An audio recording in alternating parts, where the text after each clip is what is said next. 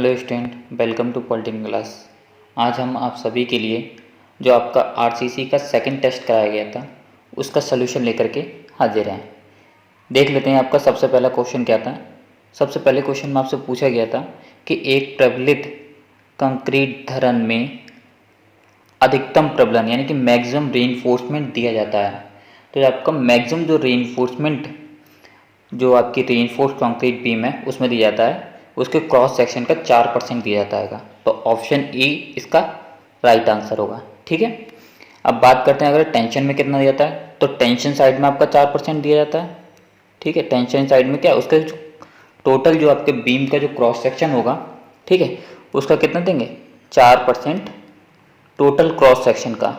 ठीक है, यहीं पर अगर हम बात करते हैं अगर आपकी डबली बीम है, ठीक है, तो उस केस में भी कंप्रेशन में आप जब रीइंफोर्समेंट प्रोवाइड कराते हैं तो जो मैक्सिमम रीइंफोर्समेंट रहता है कंप्रेशन में वो भी आपको कितना रहता है 4% रहता है। कितना देंगे मैक्सिमम जो रीइंफोर्समेंट दिया जाएगा वो आपको कितना जाएगा 4% जो भी उसका क्रॉस सेक्शनल एरिया होगा। ठीक है, नाउ सेकंड क्वेश्चन देख लेते हैं। सेकंड क्वेश्चन में आपसे क्या पूछा गया। सेकंड क्वेश्चन पूछा गया है कि एक प्रबलित खंड में इस्पात का प्रयोग निम्न रूप में किया जाता है। In a reinforced concrete section the steel reinforcement consist of. तो किन किन रूप में हम कहते हैं रेनफोर्समेंट प्रोवाइड कराते हैं, ठीक है, ये किस रूप में कहते हैं हम उसका यूज़ करते हैं। तो ऑप्शन ए है आपका डिफॉर्म बार के रूप में, भ्रूपित छड़ों के रूप में। ऑप्शन बी है आपका ट्विस्टेड बार, ऐठी हुई छड़ों के रूप में। ऑप्शन सी है आपका माइल्ड स्टील अथवा मीडियम टेंसाइल स्टील के रूप में। और ऑप्शन डी है आपका उपयुक्त सभी। तो जो हम रेनफोर्समेंट प्रोवाइड कराते हैं किसी भी रेनफोर्स सेक्शन में वो आपका डिफॉर्म बार के रूप में भी प्रोवाइड करा सकते हैं, ट्विस्टेड बार के रूप में भी, मीडियम या फिर आपके माइल्ड टेंसाइल स्टील के रूप में भी प्रोवाइड कराते हैं। तो इसका जो राइट आंसर होगा वो होगा ऑप्शन डी। ठीक है, नाउ क्वेश्चन नंबर आपका देख लेते हैं थर्ड। क्वेश्चन नंबर थर्ड में क्या पूछा गया था आपसे। क्वेश्चन नंबर थर्ड में पूछा गया था कि एक भ्रूपित छड़ का अवलाव प्रतिबल का मान साधारण मृदु इस्पात यानी कि माइल्ड स्टील की तुलना में अधिक होता है। तो कितना अधिक लिया जाता है, आपके जो बॉन्ड स्ट्रेस हैं वो कितने अधिक लिए जाते हैं जब आप कहते हैं माइल्ड स्टील बार की जगह पे आपके डिफॉर्म या ट्विस्टेड स्टील का ट्विस्टेड बार का यूज करते हैं। ठीक है, तो जो आप कहते हैं डिफॉर्म बार का यूज करेंगे माइल्ड स्टील की जगह पर, तो जो आपका बॉन्ड स्ट्रेस की जो वैल्यू है वो 60% एक्स्ट्रा ली जाती है। कितना लेते हैं आपका 60%। यहीं अब अगर हम बात करते हैं अगर आपकी जो वार टेंशन की जगह पे कंप्रेशन प्रोवाइड किया रही है तो जो आपके अवलाव प्रतिबल हैं यानी कि जो आपके बॉन्ड स्ट्रेस है वो 25% एक्स्ट्रा लिए जाते हैं। ठीक है, तो इसका जो राइट आंसर होगा वो होगा आपका ऑप्शन सी। ठीक है, ये आपके डिफॉर्म बार के केस में हो गया। ठीक है, और ये आपका हो गया जब आप बार क्या है कंप्रेशन में प्रोवाइड करा रहे हैं। ठीक है, नाउ क्वेश्चन नंबर 4 देख लेते हैं। क्वेश्चन नंबर 4 में क्या है कि मापांक अनुपात को दर्शाते हैं। Model ratio is denoted by. तो जो आपका मॉडल रेशियो होता है वो होता है आपका 280/3 सिग्मा CBC। ठीक है, जो आपकी कंक्रीट है उसमें कितने अलाउबल स्ट्रेस होंगे। ठीक है, तो यहाँ पे CBC को आपका C से डिनोट किया गया है। ठीक है, तो जो आपका ऑप्शन है ऑप्शन ए इसका क्या होगा राइट आंसर होगा। नाउ नेक्स्ट क्वेश्चन देख लेते हैं। क्वेश्चन नंबर 5 में क्या पूछा गया कि WSM में क्रांतिक उदासीन अक्ष का मान ज्ञात करें यदि इस्पात में अनुज्ञेय प्रतिबल यानी कि परमिसिबल स्ट्रेस 140 न्यूटन mm² हो। तो आपके जो क्रिटिकल न्यूट्रल एक्सिस ज्ञात करनी है कि WSM में। ठीक है, तो क्रिटिकल न्यूट्रल एक्सिस का जो फॉर्मूला होता है वो होता है आपका XC से डिनोट करेंगे M sigma CV D/M sigma CB plus sigma ST।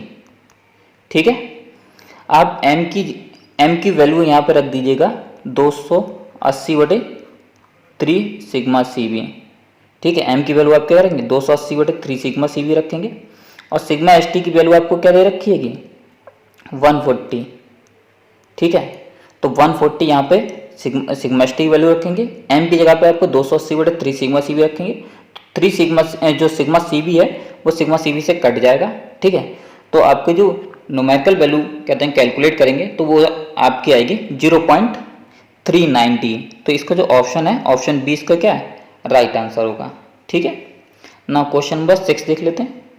Question number 6 में क्या पूछा गया, क्वेश्चन नंबर 6 में पूछा गया आपसे कि निम्नलिखित भारों के लिए अभिकल्पन यानी कि डिजाइन लोड ज्ञात करें। तो आपके कौन कौन से लोड दे रखे हैं, आपका लाइव लोड दे रखा है यानी कि चल भार दे रखा है 30 किलोन्यूटन, डेड लोड दे रखा है आपका 20 किलोन्यूटन और अर्थक्वेक लोड दे रखा है आपका 10 किलोन्यूटन। ठीक है, तो डिजाइन लोड अगर हम कोड के अनुसार चलें तो आपके 3 कॉम्बिनेशन बनेंगे इसमें। पहला कॉम्बिनेशन होगा live load plus dead load का। दूसरा जो कॉम्बिनेशन होगा आपका डेड लोड प्लस आपका अर्थक्वेक लोड। और जो थर्ड कॉम्बिनेशन होता है वो आपका होगा live load plus dead load plus earthquake load. ठीक है, तो अब हम इसके लिए पार्शियल फैक्टर ऑफ सेफ्टी कितने जाते हैं, जब आपका डेड लोड और लाइव लोड दोनों हो तो उसके लिए आपका जो पार्शियल फैक्टर ऑफ सेफ्टी लिया जाएगा वो 1.5 लिए जाते हैं। ठीक है, अब बात करते हैं आपके डेड लोड और अर्थक्वेक लोड के लिए। तो अगर इन दोनों का कॉम्बिनेशन होता है तो डेड लोड के लिए जो आपका पार्शियल फैक्टर ऑफ सेफ्टी है वो आपका क्या लेगा 1.5 या फिर आपका क्या है 0.9 लिया जाता है। 0.9 तब लेते हैं जब आपके स्ट्रेस जो है उनके चेंज होने की संभावना हो, मतलब कंप्रेशन की जगह वो टेंशन में चेंज हो सकते हैं या टेंशन की जगह कंप्रेशन में चेंज होने की जहाँ पे संभावना होती है वहाँ पे आपके जो पार्शियल फैक्टर ऑफ सेफ्टी हैं वो आपके कितने लेंगे 0.9। अदरवाइज जो आपका पार्शियल फैक्टर ऑफ सेफ्टी है डेड लोड के लिए वो कितना लिया जाएगा आपका 1.5। ठीक है, तो ये आपका डेड लोड हो जाएगा।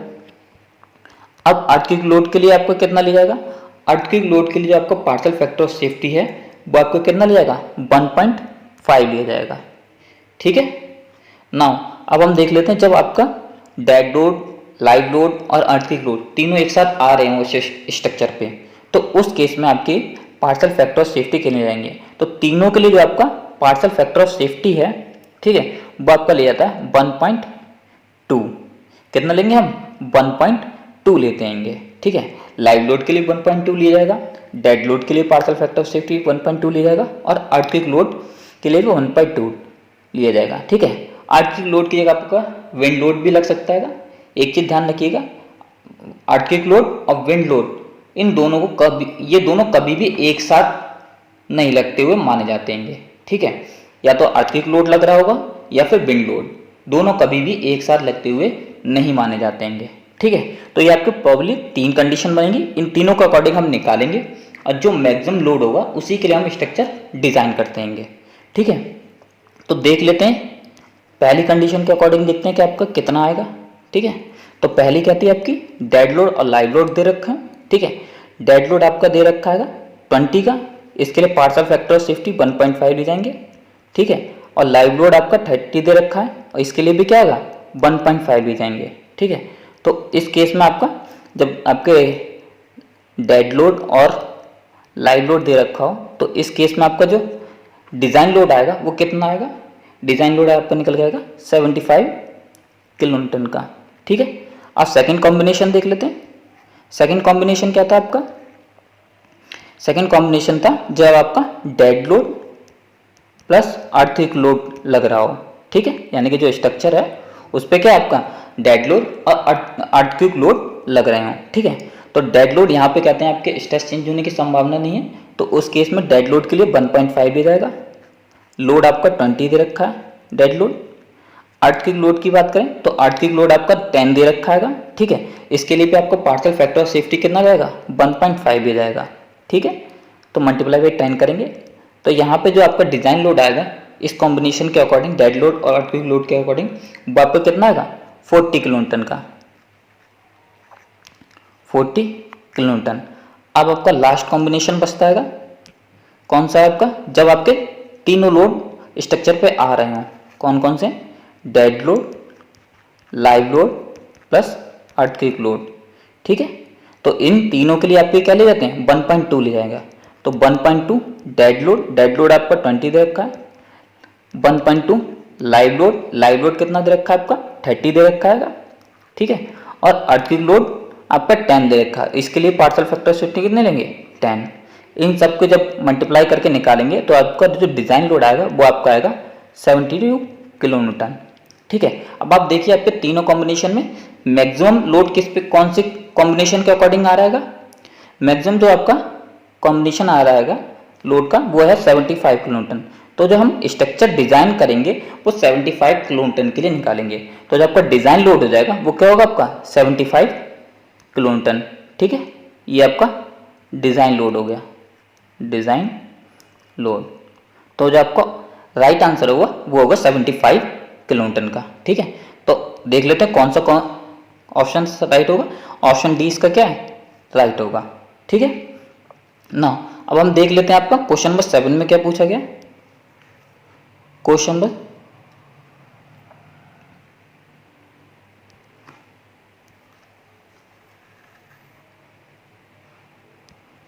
क्वेश्चन नंबर 7 में क्या पूछा गया। क्वेश्चन नंबर 7 में पूछा गया कि सीमा अवस्था विधि यानी कि लिमिट स्टेट मेथड में Fe 415 स्टील के लिए सीमा प्रतिरोधी आघूर्ण यानी कि आपका जो मोमेंट ऑफ रेजिस्टेंस है, लिमिटिंग मोमेंट ऑफ रेजिस्टेंस है, वो आपका कितना होगा ये आपको कैलकुलेट करना है। ठीक है, तो क्या करेंगे, एमयू लिमिटिंग निकालेंगे। तो एमयू लिमिटिंग का फॉर्मूला क्या होता है आपका, एमयू लिमिटिंग का फॉर्मूला होता है आपका 0.36 एफ सी के XU मैक्स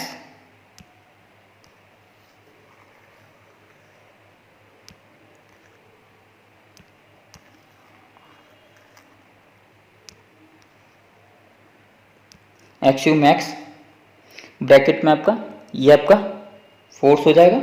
ठीक है, D minus 0.42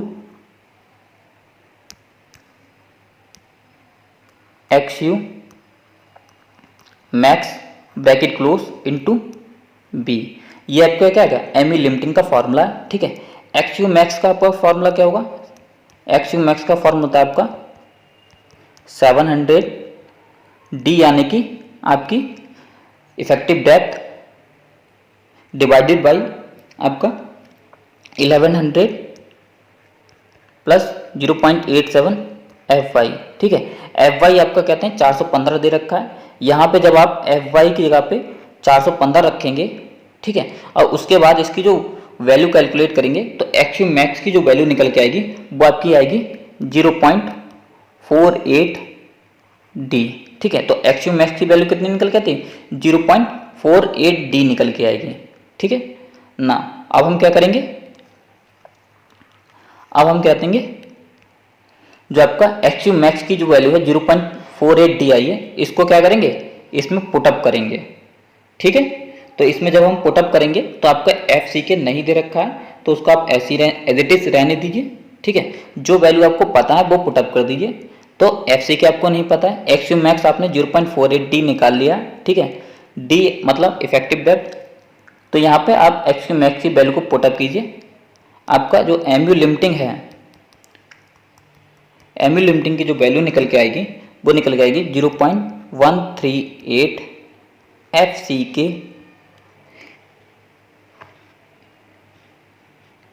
0.38 FCK BD square.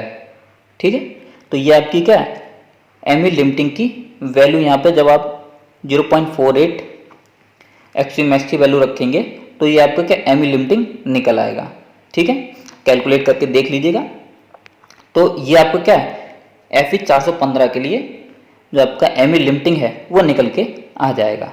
ठीक है, इसमें जो आपका 0.138 FCK है, ये आपका क्या कहलाता है, ये आपका कहलाता है limiting moment of resistance factor. इसको हम RU से डिनोट कर सकते हैं। ये आपका क्या है, limiting moment of resistance factor, ठीक है। ये आपका क्या, ये आपका सीमांत प्रतिरोधी आघूर्ण गुणांक कहलाता है, ठीक है। ये वाली वैल्यू 0.138 FCK, ठीक है। ये आपका RU कहलाता है। तो देख लेते हैं ऑप्शन कौन सा राइट होगा। इसमें जो आपका राइट ऑप्शन है वो है आपका ऑप्शन C, इसका क्या होगा, राइट होगा, ठीक है। नाउ नेक्स्ट क्वेश्चन देख लेते हैं। क्वेश्चन नंबर 8 में क्या पूछा गया। क्वेश्चन नंबर 8 में पूछा गया कि धरन में मुख्य छड़ों के लिए न्यूनतम व्यास यानी कि minimum dia of main bar कितना होगा बीम के लिए। तो जो बीम में हम minimum dia of bar use करते हैं वो आपका है 12 mm, यानी कि ऑप्शन ए इसका क्या है, राइट होगा ना। क्वेश्चन नंबर 9 देख लेते हैं। क्वेश्चन नंबर 9 में क्या पूछा गया। क्वेश्चन नंबर 9 में पूछा गया कि भारतीय मानक के अनुसार कंक्रीट में न्यूनतम ग्रेड पूर्व प्रबलित कंक्रीट हेतु कितनी होनी चाहिए, यानी कि आपसे मिनिमम ग्रेड पूछा गया कंक्रीट का प्री स्ट्रेस स्ट्रक्चर के लिए, ठीक है। तो जो मिनिमम ग्रेड हम प्री स्ट्रेस स्ट्रक्चर में यूज़ करते हैं वो है आपका M30, ठीक है। जनरली आपके दो टाइप के होते हैं प्री टेंशनिंग के, आपका ये आपके क्या दो टाइप के होते हैं, प्री टेंशन और पोस्ट टेंशन, ठीक है। तो हम प्री टेंशन में हम आपका जो minimum grade of minimum grade of concrete use करते हैं वो है आपका M40, ठीक है। प्री के लिए हम M40 ग्रेड की कंक्रीट यूज करेंगे और पोस्ट टेंशनिंग के लिए जो हम यूज करते हैं वो आपका M30, ठीक है। तो आपसे क्या पूछा गया, मिनिमम ग्रेड ऑफ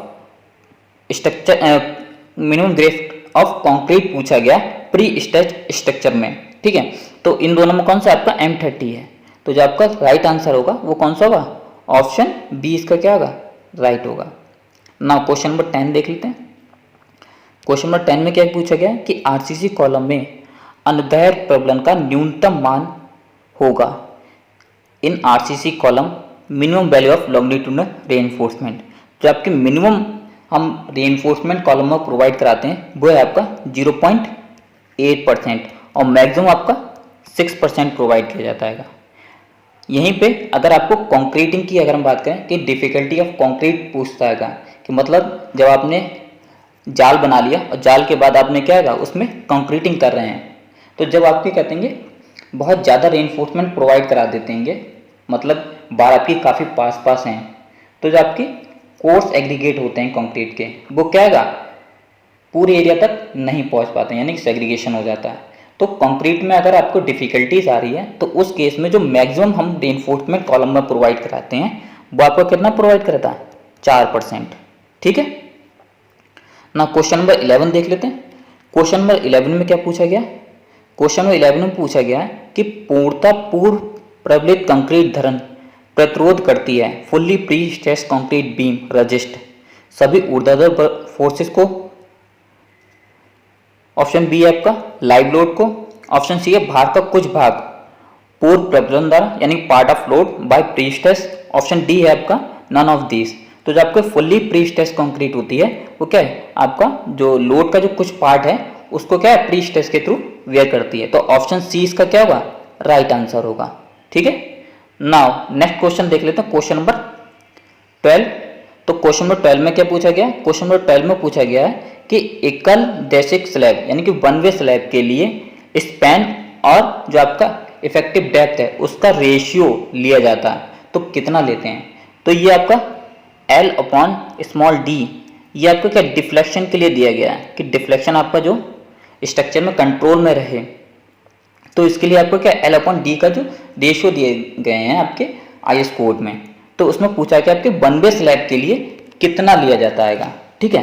तो ऑप्शन ए आपका 30 लिया जाएगा, ऑप्शन बी आपका 35 लिया जाएगा, ऑप्शन सी आपका 40, ऑप्शन डी है आपका 20, ठीक है। तो जो आपका वन वे स्लैब के लिए जो हम L/d का जो रेशियो लेते हैं वो आपका लिया जाता है 30, ठीक है। ये किसके लिए आपका माइल्ड स्टील के लिए हो गया, ये किसके लिए है आपका माइल्ड स्टील बार के लिए, ठीक है। माइल्ड स्टील अगर बार हम यूज़ कर रहे हैं, ठीक है, मृदु इस्पात अगर हम यूज़ कर रहे हैं तो उस केस में L/D का जो रेशियो है वो आपको कितना लेगा 30।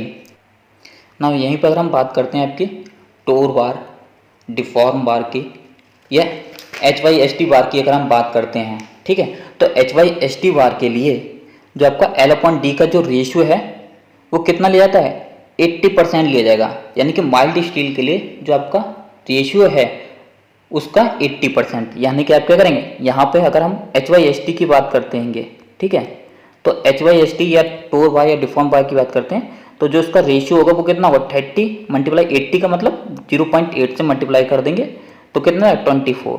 तो उस केस में आपको कितना होगा 24, ठीक है। तो अगर यहाँ पे लिख देता कि आपको डिफॉर्म बार या HYSD बार आप यूज़ करें तो उस केस में आपका जो वन वे स्लैब के लिए L/D का जो रेशियो है वो कितना होगा, तो आप 0.8 से मल्टीप्लाई कर दीजिएगा, माइल्ड स्टील के लिए पता है, या फिर याद कर लीजिएगा कि 24 ले जाएगा, ठीक है।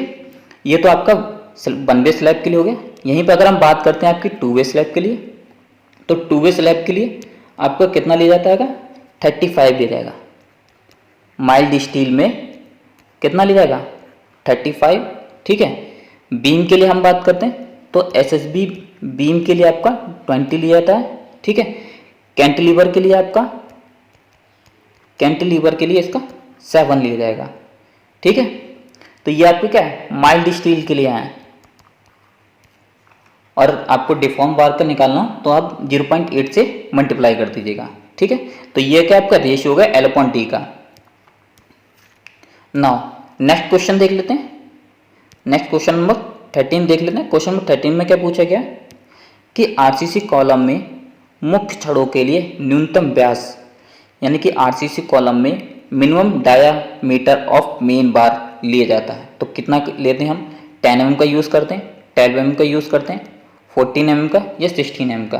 तो जो आपका मिनिमम डाया बार अगर हम यूज़ करते हैं वो आपका 12 mm का किया जाता है कॉलम में, और जो मैक्सिमम यूज़ करते हैं वो 50 mm का, ठीक है। तो इसका जो राइट आंसर होगा वो आपको क्या होगा ऑप्शन बी इसका राइट आंसर होगा, ठीक है, 12 mm। नाउ नेक्स्ट क्वेश्चन देख लेते, क्वेश्चन नंबर 14। क्वेश्चन नंबर 14 में क्या पूछा गया कि निम्न में से कौन सी टी धरण की उसकी प्रभावी फ्लैंज की चौड़ाई को निरूपित करता है। Which one of the following represent effective breadth of flange of T beam. तो टी बीम की इफेक्टिव फ्लैंज के लिए कौन सा फार्मूला यूज़ करते हैं, तो टी बीम के लिए इफेक्टिव फ्लैंज की जो ब्रेड्थ का जो फार्मूला होता है वो होता है आपका L0/6 plus BW plus 6DF, ठीक है। यहाँ पे L0 क्या है, L0 होती है आपकी ये आपका स्पैन होता है जहाँ पे आपका बेंडिंग मोमेंट क्या है आपका 0 होता है, ठीक है। मान लीजिए आपकी सिंपली सपोर्टेड बीम है, ये आपकी क्या एक सिंपली सपोर्टेड बीम है, तो इसमें आपका जो मोमेंट है वो क्या सपोर्ट पे 0 होता है, ठीक है। तो ये जो आपकी लेंथ होगी जहाँ पे आपका मोमेंट 0 है ये क्या कहलाती है आपकी L0, ठीक है। BW क्या है ब्रेड्थ ऑफ द वेव होगी, ठीक है। ये आपकी टी बीम होती है, ठीक है, ये आपकी एक टी बीम दिखाई गई, ये आपका वेव कहलाता है, ठीक है। ये आपकी क्या कहलाती है फ्लैंज कहलाती है, ठीक है। तो ये आपको क्या है फ्लैंज। तो BW क्या है ब्रेड्थ ऑफ द वेव या रिब, वेव को हम रिब भी कहते हैं, ठीक है। DF क्या है, DF होती है डेप्थ ऑफ द फ्लैंज, ठीक है। ये इसकी क्या है गहराई, ठीक है। तो इसका जो राइट ऑप्शन होगा वो कौन सा होगा आपका ऑप्शन सी इसका क्या है राइट आंसर होगा, ठीक है ना। क्वेश्चन नंबर 15 देख लेते हैं। क्वेश्चन नंबर 15 में क्या पूछा गया कि प्रबलित कंक्रीट इस्पात का तनुता अनुपात उसकी प्रभावी लंबाई यानी कि इफेक्टिव लेंथ व डॉट डॉट डॉट का अनुपात होता है। तो स्लेंडरनेस रेशियो आपसे पूछा गया, तो स्लेंडरनेस रेशियो क्या होता है आपका L effective upon least lateral dimension, न्यूनतम पार्श्व माप। न्यूनतम पार्श्व माप मतलब जो भी आपका कॉलम है उसकी सबसे छोटी भुजा, ठीक है। तो ये इसका जो ऑप्शन होगा ऑप्शन ए इसका क्या है राइट आंसर होगा, ठीक है। नाउ नेक्स्ट क्वेश्चन देखते हैं। Question number 16। क्वेश्चन नंबर 16 में क्या पूछा गया कि एक संपीड़न अवयव में जो कि प्रबलित कंक्रीट सीमेंट का बना है के लिए तनुता अनुपात 12 से कम है तो इसे कहेंगे। तो आपके कंप्रेशन मेंबर कौन से होते हैं, कंप्रेशन मेंबर आपका कॉलम कहलाता है, ठीक है। तो कॉलम के लिए आपका अगर स्लेंडरनेस रेशियो का मान 12 से कम है तो वो कैसा कहलाएगा, आपका शॉर्ट सिलेंडर कहलाएगा, या सिलेंडर कहलाएगा यानी कि पतला कहलाएगा, पेडिस्टल यानी कि चौकी कहलाएगी, या फिर छोटा यानी कि शॉर्ट कहलाएगा। तो इसका जो राइट आंसर होगा वो आपका ऑप्शन डी होगा, ठीक है। जब आपका स्लेंडरनेस रेशियो, किसी भी कंप्रेशन मेंबर का स्लेंडरनेस रेशियो अगर आपका 12 से कम है, ठीक है, 12 से कम है तो वो आपका शॉर्ट कहलाएगा, और 12 से अधिक है तो लॉन्ग, ठीक है। तो इसका जो राइट आंसर होगा ऑप्शन डी इसका क्या है, राइट होगा। नाउ नेक्स्ट क्वेश्चन देख लेते हैं, क्वेश्चन नंबर 17। क्वेश्चन नंबर 17 में क्या पूछा गया है कि किसी आयताकार काट के प्रबलित सीमेंट कंक्रीट के स्तंभ में मुख्य छड़ों की न्यूनतम संख्या होती है। तो आपको क्या, एक कॉलम है उसका जो सेक्शन है, क्रॉस सेक्शन है, वो कैसा है आपका, आयताकार है। तो इसमें आपकी मिनिमम बार पूछ रहा है कि कितनी हम प्रोवाइड कराएंगे। तो मिनिमम बार आपकी क्या है, हर कॉर्नर पे एक एक प्रोवाइड की जाती है। तो इसके लिए कितनी हो जाएंगी आपकी मिनिमम बार हो जाएंगी 4। तो ऑप्शन बी इसका क्या है, राइट आंसर होगा, ठीक है। मान लीजिए आपका रेक्टेंगुलर है, स्क्वायर है, ऑक्टागोनल है, तो इनमें क्या आपके हर कॉर्नर पे आपको एक एक बार प्रोवाइड करानी होती है मिनिमम, ठीक है। तो उसके अकॉर्डिंग इसमें 4 कोने हैं, तो चारों कोने पे एक एक बार मतलब कितने की 4, ठीक है। तो ऑप्शन बी इसका राइट हो गया। यहीं पे अगर हम बात करते हैं सर्कुलर की, ठीक है, गोलाकार की, तो उसके लिए क्या है, मिनिमम जो बार है वो हम कितने प्रोवाइड करते हैं, 6, ठीक है। नाउ क्वेश्चन नंबर 18 देख लेते हैं। तो क्वेश्चन नंबर 18 में क्या पूछा गया कि टी धरण की उदासीन अक्ष डॉट डॉट डॉट पर होती है। तो टी, जो आपकी टी बीम है उसमें न्यूट्रल एक्सिस कहाँ लाई करती है, ये पूछ रहा है। तो आपकी एक टी बीम है, ठीक है, ठीक है, ये आपका फ्लैंज, ये आपको क्या कहलाता है, फ्लैंज कहलाता है, और ये आपका वेव या रिप कहलाता है, ठीक है। तो जो आपकी न्यूट्रल एक्सिस है वो आपके फ्लैंज पे भी लाई कर सकती है, जहाँ पर आपकी ये जो फ्लैंज है और जो वेव है दोनों मिक्स मिल रही हैं, वहाँ पर भी आपकी न्यूट्रल एक्सिस लाई कर सकती है, और इसके नीचे भी यानी कि वेव वाले हिस्से में भी आपकी क्या है, न्यूट्रल एक्सिस लाई कर सकती है, ठीक है। तो ऑप्शन देख लेते हैं, ऑप्शन क्या आएगा, फ्लैंज में रहेगी। ऑप्शन बी आपका स्लैब के निचले सिरे में, ठीक है, यानी कि ये जो फ्लैंज है वो फ्लैंज क्या कहलाता है, आपका स्लैब का हिस्सा होता है कुछ, ठीक है, जो आपके क्या आएगा, जो नीचे हम बीम प्रोवाइड कराते हैं उसके साथ कुछ लोड को वेयर करता है। तो स्लैब के नीचे यानी कि जहाँ पर आपका वेव और जो आपका फ्लैंज है मीट कर रहे हैं वहाँ पर होगी, या स्लैब के नीचे यानी कि स्लैब के नीचे का यानी कि वेव वाले हिस्से में होगी। तो ये तीनों जगह आपकी लाई कर सकती है। तो इसका जो राइट आंसर होगा वो कौन सा होगा, ऑप्शन डी इसका राइट आंसर होगा ना। क्वेश्चन नंबर 19 देख लेते हैं। क्वेश्चन नंबर 19 में पूछा गया है कि आरसी स्लैब यानी कि रेनफोर्स कंक्रीट स्लैब में HYST प्रबलन कम नहीं होता है। तो कितना मिनिमम रेनफोर्समेंट प्रोवाइड कराएंगे HYST के रूप में। तो जो मिनिमम रेनफोर्समेंट प्रोवाइड किया जाएगा HYST के रूप में वो आपका 0.12% प्रोवाइड किया जाता है, जो भी उसका टोटल क्रॉस सेक्शनल एरिया होता है उसका 0.12% B इंटू डी, ठीक है।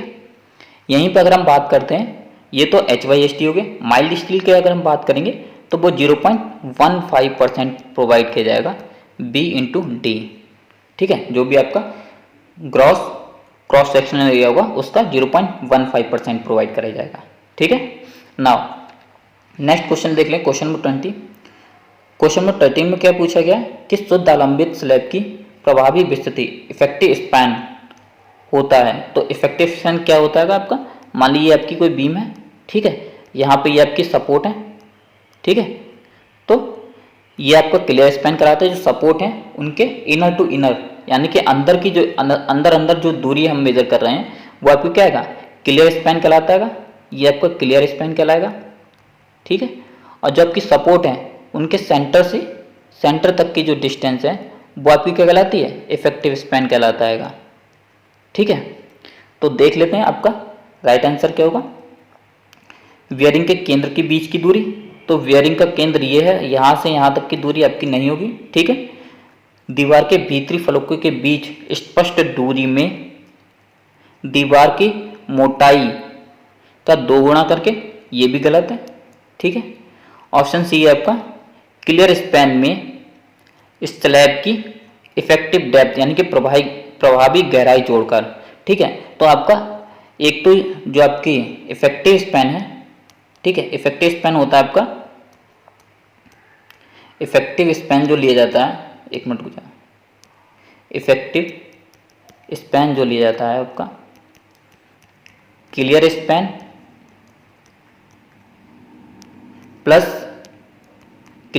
प्लस इफेक्टिव डेप्थ, या फिर आपकी क्या होगा क्लियर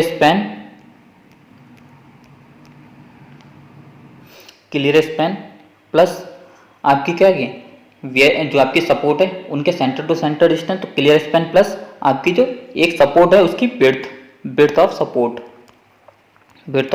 सपोर्ट, इन दोनों में जो भी आपकी मिनिमम होगी, क्या होगी आपकी मिनिमम होगी, वही आपका क्या कहलाता है इसमें इफेक्टिव स्पैन। ठीक है, तो इसमें आपके जो क्वेश्चन में ये वाला आपका दे रखा है कि clear span plus effective depth. ठीक है, तो जो राइट आंसर होगा वो आपका कौन सा होगा, इसमें ऑप्शन सी इसका राइट आंसर होगा। ठीक है, ऑप्शन सी इसका क्या है राइट आंसर होगा। ठीक है, नाउ नेक्स्ट क्वेश्चन देख लेते हैं, क्वेश्चन नंबर 21। क्वेश्चन नंबर 21 में क्या पूछा गया कि संपीड़न में कंप्रेशन में छड़ पर चढ़ाव लंबाई यानी कि लैप लेंथ निम्न से कम नहीं ली जाती है, तो कितनी नहीं ली जाती है, ऑप्शन ए है आपका 24.5, ऑप्शन बी है आपका 35, ऑप्शन सी है आपका 36.5। 5 मतलब डाया ऑफ मेन बार यानी कि जो आपकी मुख्य छड़ है उसका कितना व्यास हैगा। ठीक है, तो जो इसका राइट आंसर होगा वो होगा option A is right answer. ठीक है, तो जो आपकी लैप लेंथ है वो 24.5 से कम नहीं ली जाएगी कंप्रेशन में। यहीं अगर हम बात करते हैं टेंशन की, ठीक है, तो टेंशन में कितनी ली जाती है आपकी 35। ठीक है, यहीं पर अगर आपसे टेंशन की बात करता है लैप लेंथ की चढ़ाव लंबाई की, तो वो कितनी होती है आपकी 35। ठीक है, नाउ नेक्स्ट क्वेश्चन देख लेते हैं, क्वेश्चन नंबर 22। क्वेश्चन नंबर 22 में क्या पूछा गया, क्वेश्चन नंबर 22 में पूछा गया कि आलंबित स्लैब की कर्तन प्रतिबल सामान्यतः होती है, shear stress of simply supported slab is usually. तो जो आपकी कितने होते हैं आपके जो आपके सपोर्ट पर आलंबित स्लैब पर यानी कि जो आपकी सपोर्ट है उस पर आप सपोर्ट पर आपके जो शेयर स्ट्रेस हैं वो कितने होते हैं, 0 होते हैं, वेरी लो यानी कि बहुत कम होते हैं, सामान्य होते हैं, या फिर हाई होते हैं। तो जो आपकी स्लैब में कहते हैं आपके जो शेयर स्ट्रेस हैं वो आपके कहते हैं बहुत कम होते हैं, वेरी लो, तो ऑप्शन बी इसका क्या होगा राइट आंसर होगा। ठीक है, नाउ क्वेश्चन नंबर 23 देखते हैं। क्वेश्चन 23 में पूछा गया कि IS 456-2000 के अनुसार चपटी स्लैब यानी कि फ्लैट स्लैब की मोटाई निम्नलिखित से कम नहीं होनी चाहिए, तो जो आपका राइट आंसर है वो होता है 12.5 सेंटीमीटर। ठीक है, यानी कि 12.5 सेंटीमीटर से कम नहीं होनी चाहिए। ठीक है, तो ऑप्शन ए इसका क्या होगा राइट आंसर होगा। ना क्वेश्चन नंबर 24 देख लेते हैं। क्वेश्चन नंबर 24 में क्या पूछा गया कि कैंटिलीवर बीम में तनाव प्रबलन यानी कि टेंसाइल रेनफोर्समेंट दिया जाता है, तो कहाँ पे हम प्रोवाइड कराते हैं, टेंसाइल रेनफोर्समेंट हम तनन साइड में यानी कि जहाँ पर आपके टेंसाइल स्ट्रेस आते हैं वहाँ पर प्रोवाइड किए जाते हैं। तो अगर हम कैंटिलीवर बीम की बात करें और इस तरीके से लोड आ रहा है तो ऊपर की साइड जो होती है, ठीक है, इस बीम की जो ऊपर की साइड होगी यहाँ पर आपको क्या होगा टेंसाइल आ रहे होंगे, ठीक है, और यहाँ पर आपके क्या है कंप्रेशन फोर्स आ रहे होंगे। ठीक है, तो जो आपका कैंटिलीवर में हम जो टेंसाइल रेनफोर्समेंट प्रोवाइड कराते हैं वो क्या है ऊपर की साइड प्रोवाइड कराते हैं, तो इसका जो राइट आंसर होगा वो ऑप्शन ए इसका राइट आंसर होगा। नाउ क्वेश्चन नंबर 25 देख लेते हैं। क्वेश्चन नंबर 25 में क्या पूछा गया कि आरसीसी बीम में Fe 500 इस्पात यानी कि स्टील के लिए तनन इस्पात का न्यूनतम प्रतिशत है, तो आपके इसे क्या है minimum percentage of tension steel पूछा गया है आरसीसी बीम में Fe 500 के लिए। ठीक है, तो जो आपका मिनिमम रेनफोर्समेंट हम प्रोवाइड कराते हैं वो आपको कितना आएगा 0.85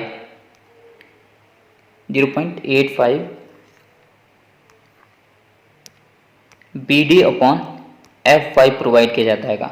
ठीक है, तो ये आपको क्या AST हो गया मिनिमम। AST मिनिमम कितना हम प्रोवाइड कराते हैं बीम में 0.85 BD अपॉन Fy। ठीक है, इस BD को हम किसके आएगा AST के नीचे ले आएंगे, तो ये आपको क्या आएगा 0.85 डिवाइडेड बाई Fy बचेगा, मल्टीप्लाई बाई 100 कर देंगे तो ये क्या आपका परसेंटेज में चेंज हो जाएगा। ठीक है, तो आप क्या करेंगे यहाँ पर 0.85 Fy की वैल्यू आपकी कितनी होगी 500 दे रखा है। ठीक है, Fy क्या आपकी कैरेक्टरिस्टिक स्ट्रेंथ ऑफ स्टील, यानी कि जो आपकी इस्पात है उसकी अभिलाक्षणिक सामर्थ्य कहलाती है Fy। ठीक है, तो अभिलाक्षणिक Fe 500 के लिए कितना होगी 500 ही आपकी क्या होगी उसकी अभिलाक्षणिक सामर्थ्य होगी 5 मेगा पास्कल या न्यूटन mm स्क्वायर, ये आपकी क्या होगी इसकी अभिलाक्षणिक सामर्थ्य होगी इस्पात की स्टील की। ठीक है, इक्वल टू क्या है AST अपॉन BD। ठीक है, AST मिनिमम लिख लीजिए। तो इसको जब हम सॉल्व करेंगे, ठीक है, परसेंटेज में बदलने के लिए हम इसको क्या करेंगे मल्टीप्लाई बाई 100 कर देंगे, मल्टीप्लाई बाई 100 कर देंगे, तो ये आपको क्या होगा PT मिनिमम हो जाएगा। ठीक है ना, जब हम कहते हैं इसको सॉल्व करेंगे तो 100 से 500 को काटेंगे तो ये 5 बचेंगे। ठीक है, 5 से जब हम 0.85 को काटेंगे तो आपको कितना आएगा 0.17 आ जाएगा। ठीक है, तो कितना परसेंटेज होगा आपका 0.17% आपका मिनिमम प्रोवाइड किया जाएगा। ठीक है, किसके लिए आपका Fe 500 स्टील के लिए। ठीक है, तो ऑप्शन बी इसका क्या है राइट आंसर होगा। ठीक है, आज के लिए बस इतना ही, धन्यवाद।